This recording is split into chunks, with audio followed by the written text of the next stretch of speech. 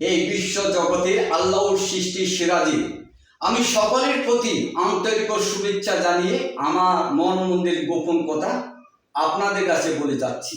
জগৎ সংসারে যদি থাকে মনে, হৃদয় মন্দিরে জাগিয়ে রাখবে, খুঁজবে তখন সে কথাগুলো।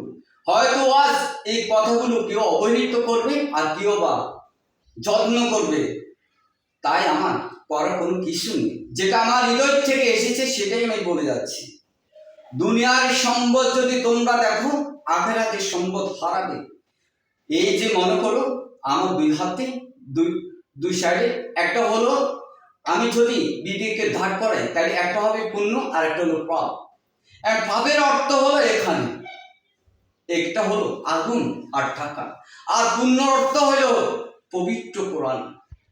এখন যদি তোমাদেরকে আমরা বলি বা আমি বলি, এই বিশ্ব জগতের মানুষ স্বর্গ দেখো না নরক দেখো, কোনটা তুমি নিয়ে যাবে?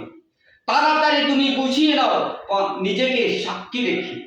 তখন যদি তুমি বেশ হিসাবে এই যে টাকার উপরে হাত চাকো, তাহলে আগুনই করে যাবে। আর যদি পবিত্র কোরআনে হাত চাকো, তাহলে তুমি স্বর্গ পাবে। কোনটা নিয়ে বিশ্ব জগতের মানুষ প্রমাণ করে দিলাম আমি। এই হলো তোমাদের বিবেকের ফয়সালা। আজ থেকে মনে করো তোমার এ